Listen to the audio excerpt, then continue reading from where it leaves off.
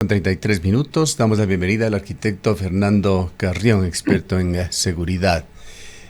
Arquitecto Carrión, bienvenido. Algo más de un mes se encuentra ya en el gobierno. Daniel Noboa estuvo ayer en la ciudad de Cuenca, hizo algún importante anuncio para esta ciudad y habló también sobre temas de seguridad. Quisiéramos conocer también su punto de vista, su evaluación de lo que ha significado este primer mes y unos pocos días más de gobierno. Buenos días, un saludo cordial a toda la audiencia. Sí, ya ha transcurrido un primer mes de la gestión del presidente Daniel Noboa y hay, yo diría, una evaluación ambivalente en el sentido de que hay algunas líneas donde se está moviendo mejor que en otras. Por ejemplo, el tema del acuerdo tripartito que se ha establecido entre ADN, que es la organización política que respalda al presidente, Partido Social Cristiano y la Revolución Ciudadana en la Asamblea es muy clara. Por lo menos hay tres indicadores. Uno, el reparto de las autoridades, la presidencia, las vicepresidencias y luego las comisiones. En segundo lugar está la aprobación de esta ley económica urgente que se aprobó con cambios bastante menores. Y en tercer lugar, el inicio del juicio político a la fiscal general del Estado, Diana Salazar, que fue aprobado ya ese proceso en el CAL. Entonces, en esa perspectiva se ve que ese acuerdo está funcionando. Luego ya en la gestión, pues en este mes, pues ha tratado de armar su equipo de gobierno y por lo menos en las líneas principales las tiene, pero todavía le falta en algunos casos. Quizás lo más complicado ha sido el área de seguridad, donde incluso el nombramiento de los gobernadores que hizo al principio señaló que esos eran expresiones de el peso que le quiere dar a la seguridad en las provincias, pero sin embargo pues hay algunos gobernadores que le duraron muy poco, tan es así que hay en dos provincias que ya tiene 3 gobernadores nombrados y todavía no tiene claro el marco institucional, si es que va a seguir existiendo o no el Ministerio del Interior o está dentro del Ministerio de Gobierno. Luego está la Secretaría de Seguridad que tampoco ha nombrado, el caso de inteligencia tampoco. Quizás el área de economía es donde más fuerza está teniendo, pero los resultados tampoco son muy buenos, porque, por ejemplo, el riesgo país ya superó los 2.000 puntos, está en 2.100, y está cerrando el año con muchos problemas económicos, obviamente heredados, pero con muchos problemas económicos. Se estima más o menos un déficit de 6.000 millones de dólares de un presupuesto de 26.000 millones, que es una cosa bastante fuerte. Entonces yo diría, esa es un poco la situación, ¿no? Ahora, de los datos que ustedes acaban de dar, de Sedatos precisamente, pues es el presidente que, de los 4 que ustedes han señalado, que no empieza en las mejores condiciones frente a la población, porque el que mejor empezó, de lo que ustedes señalan, es el caso de Guillermo Lasso con 71, y ahora estaríamos con Daniel Noboa, que supera un poco el 60%.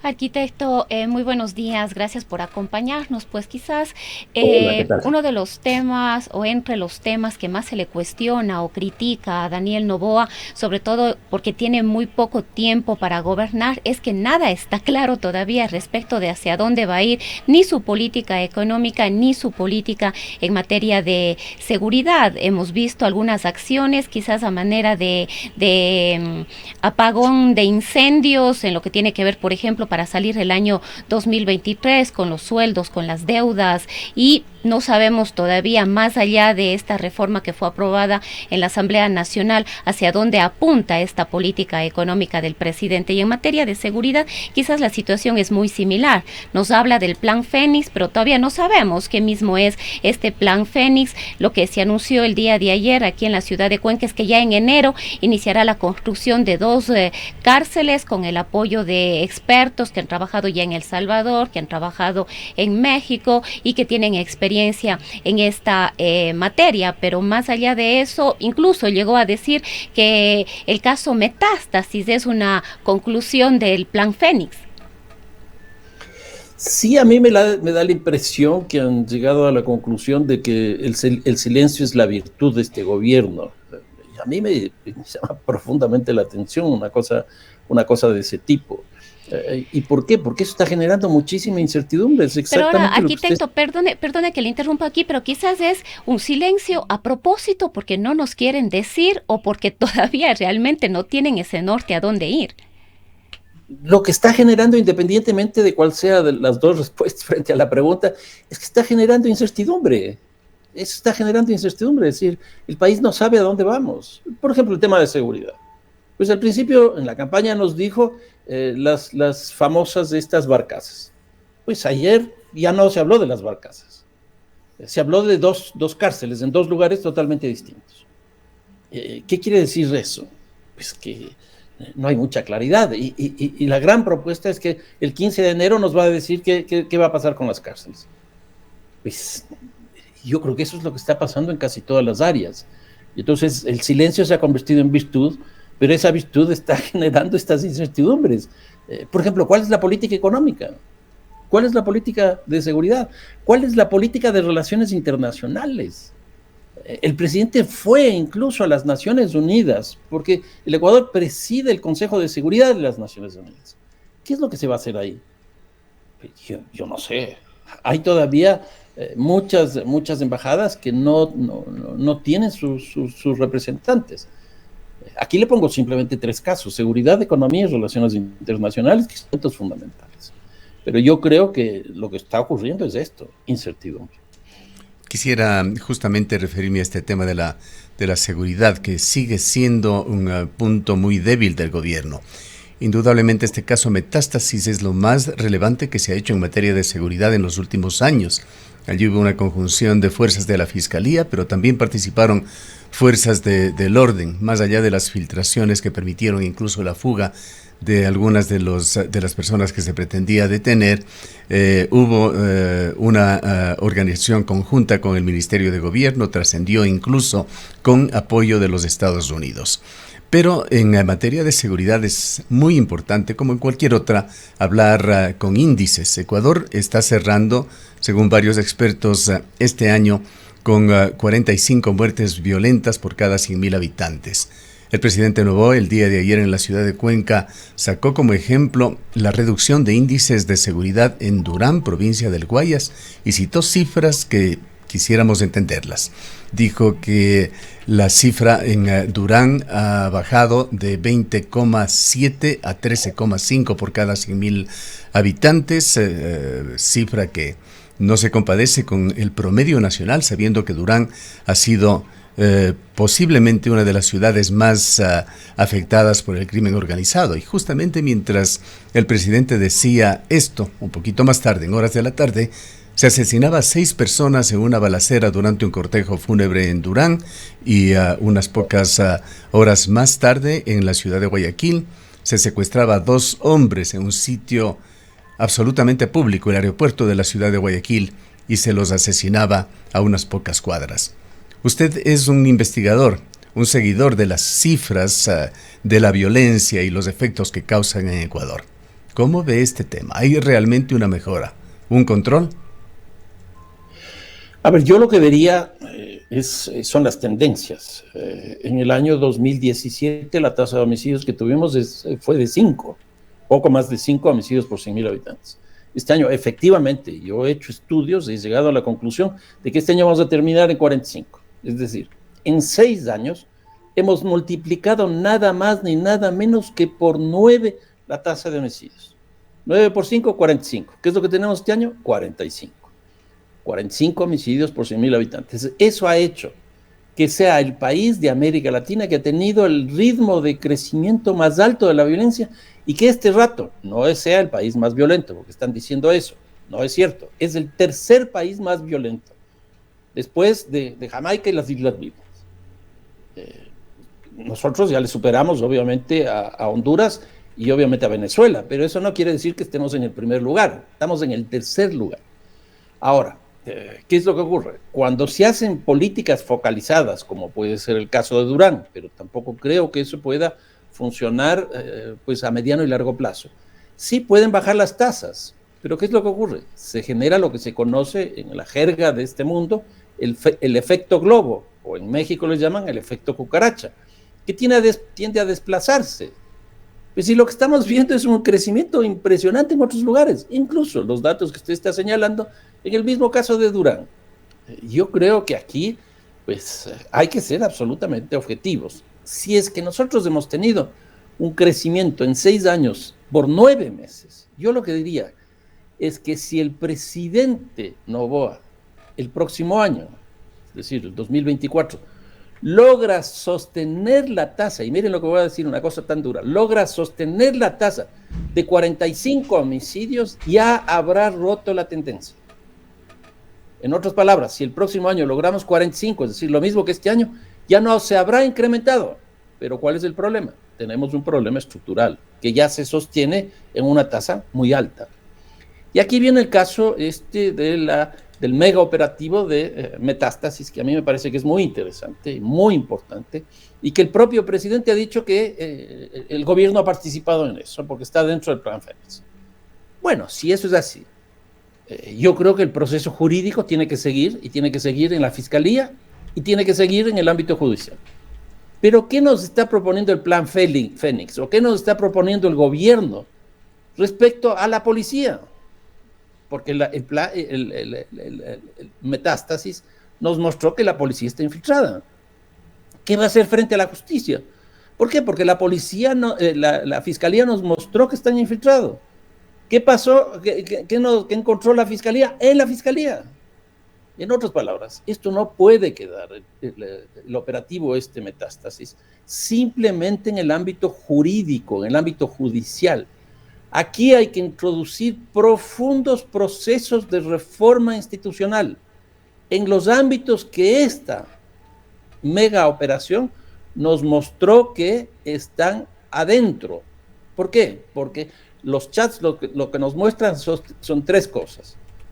Uno, lo que siempre se ha dicho, plata, que es corrupción, plomo, que es intimidación, y en tercer lugar, lo más complejo, es que las estructuras institucionales están cooptadas. Si nosotros no hacemos profundos cambios en las instituciones y si nos quedamos solo en castigar a los culpables, pues no habremos hecho nada. Hay que hacer cambios. Y yo sí quisiera escucharle al gobierno qué cambios va a hacer dentro del Plan Fénix o fuera del Plan Fénix, lo que sea, dentro de estas instituciones. Ahora, arquitecto, parte de esta necesaria y urgente reforma institucional a la que usted hace referencia tendría o podría ir o debería ir en esta propuesta de consulta popular que ha anunciado el gobierno nacional y por supuesto de la mano de una depuración también de todas las instituciones que están dentro de la administración de justicia y otras relacionadas, pero esta consulta popular podría ser esa herramienta que permita avanzar en este proceso. Sí, no, yo no descartaría eso, pero aquí hay una decisión política. O sea, más allá de la consulta, el presidente podría hacerlo. Exacto. Por ejemplo, introducir toda esta tecnología para detectar mentiras, que ya en el país se ha utilizado. ¿Por qué no se utiliza eso en jueces, en fiscales, en policías, en efectivos de las Fuerzas Armadas, etcétera, etcétera? ¿Por qué no se hace eso? O sea, lo que nos ha mostrado la cooptación por parte de las estructuras criminales de estas instituciones es que ya están adentro.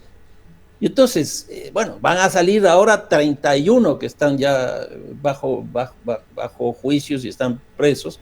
Salen 31, pero van a quedar los otros. Y si no, ya se conoce cómo funciona esto y así va a funcionar.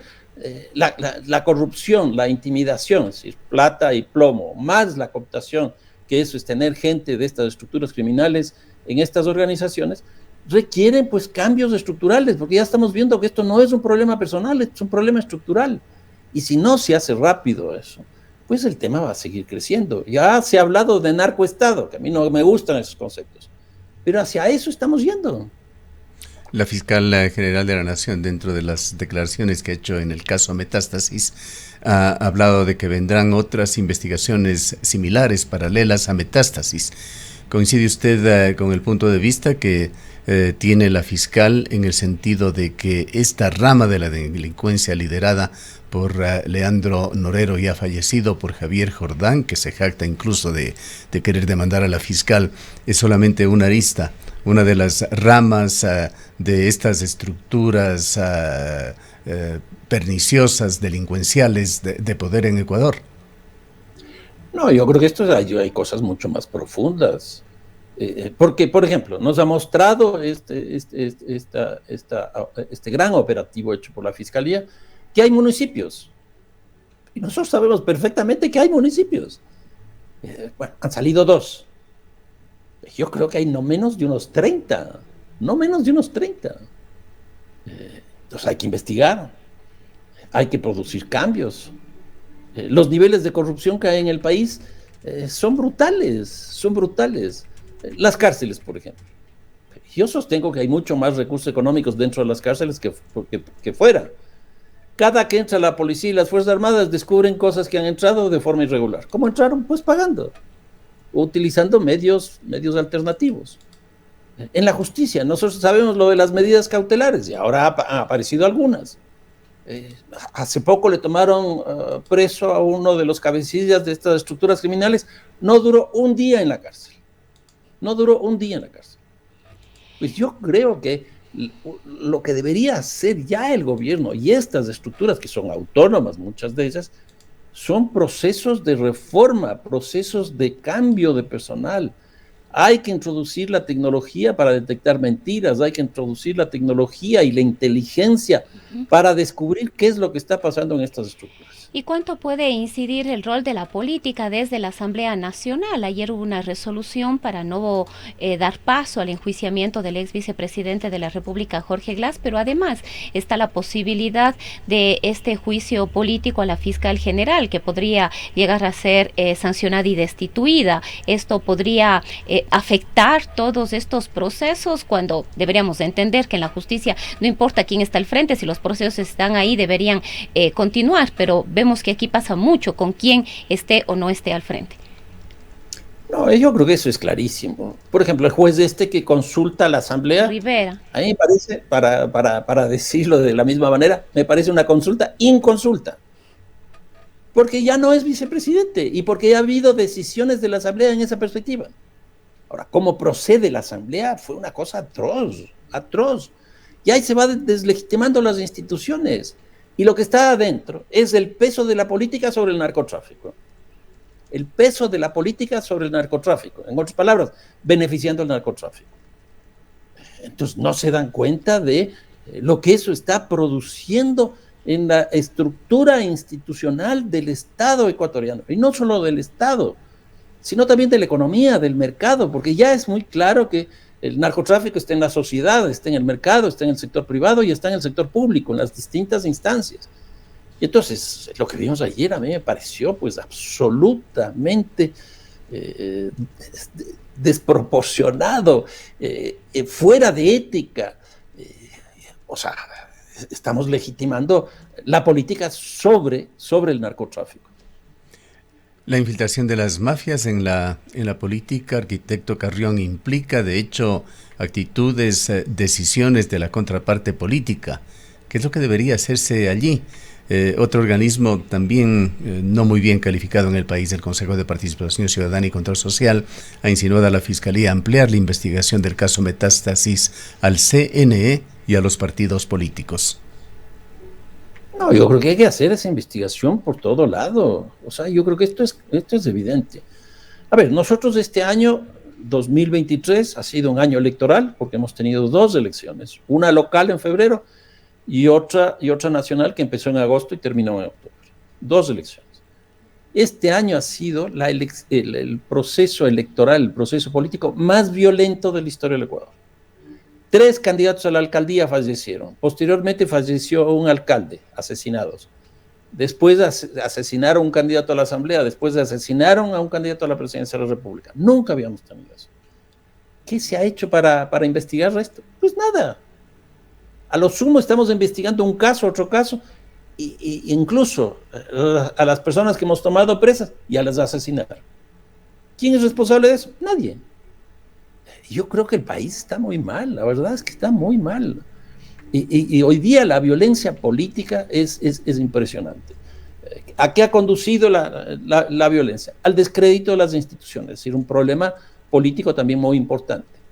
Una encuesta que hizo Market hace, debe ser 4 o 5 meses, señaló que la justicia tiene una aceptación del 8% y la policía del 10%. ¿Qué quiere decir eso? Que no le cree a la justicia el 92% y no le cree a la policía el 90%. Perdón. Pues con esas instituciones, ¿qué se puede hacer? Ahora, los procesos electorales, de lo que nosotros hemos tenido conocimiento hasta ahora, es que en muchos casos estas organizaciones lo que hacían era financiar los procesos electorales. ¿Qué ha hecho el CNE para eso? ¿Qué ha hecho la unidad de análisis financiera, la UAFE, para descubrir eso? Pues nada, no conocemos nada. Y es así, se sabe que se financia. Y en segundo lugar, como la política se ha desacreditado tanto, hay un descrédito de la política, ni siquiera estas organizaciones criminales creen en la política. Por eso ya en algunos casos, bueno, siguen financiando, pero en algunos casos ya tienen candidatos propios,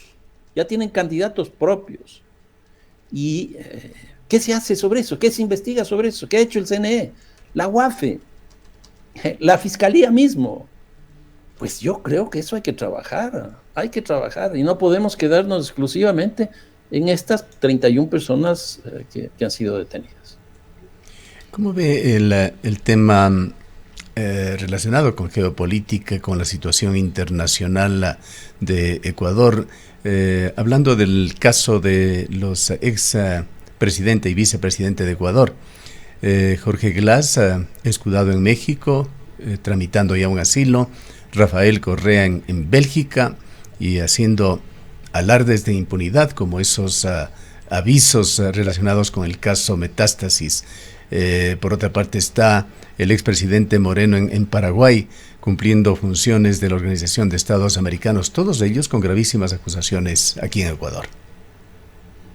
No, eso es claro. Y por ejemplo, ahora que acaba de ingresar el ex vicepresidente Glass a la embajada de México aquí en el Ecuador, a mí me parece que eso se va a demorar una semana el presidente y dar la autorización para que pueda salir del país. Yo creo que todo eso ya está en el marco de estos acuerdos. Todo eso está en el marco de estos acuerdos. Y entonces, ¿qué es lo que va a ocurrir? Glass se irá. Y punto. ¿Qué va a pasar con toda la investigación que hizo Fiscalía respecto del terremoto en el año 2016? ¿Qué va a pasar con este conflicto alrededor del acoso que ocurrió? ¿Qué va a pasar con toda esta investigación que está saliendo de Metástasis? Pues nada. ¿Por qué? Porque ya se fue. Y empezarán desde el lugar donde estén, pues nuevamente a impulsar sus posiciones, etcétera, etcétera. Y el tema estructural del Estado ecuatoriano se mantendrá en la misma situación. Pero la Cancillería, la diplomacia ecuatoriana no tiene un papel que jugar allí. Sí, pero todo esto es político. Y entonces, ¿quieren erosionar el acuerdo que existe en la Asamblea? Yo creo que no. Claro, porque entenderíamos, arquitecto, que le correspondería directamente al presidente de la República, Daniel Noboa, autorizar o no esa salida, esa movilidad de Glass. O sea, la salida que tenga el expresidente Glass a través de la Cancillería es una decisión del presidente.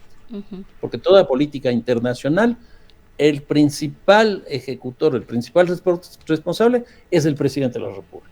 De tal manera que si eso ocurre, es el presidente de la República. O podremos ver otro caso como el de María de los Ángeles Duarte. Y yo veo más difícil eso, porque las relaciones con México son fuertes. Hay el tema del acuerdo político. En la época en que Duarte se asiló en la embajada argentina, no había un acuerdo político atrás tan explícito como hay hoy día. Y eso hizo que ella se quede y que salga de la forma en que salió, que fue una cosa pues increíble, ¿no? En vehículo de la propia embajada argentina, que condujo incluso a los problemas de diplomáticos entre los dos países. Yo creo que en el caso de Glass eso no va a ocurrir porque, como digo, hay un acuerdo político. Para finalizar, arquitecto Carrión, y tomando como referentes el 64% de ecuatorianos que han manifestado en esta encuesta de Sedato su apoyo al primer mandatario, es un buen momento para una consulta popular. ¿Cómo debería el gobierno enfocar la misma? No, yo creo que eso le va a dar un respiro al presidente, eso le va a dar un respiro. Nosotros desde el retorno a la democracia, en muchos casos se han hecho las consultas más por razones políticas, por razones de fondo, de cambios, porque eso lo que ocurre es que esto que llaman la luna de miel de los 100 primeros días se extiende un tiempo adicional.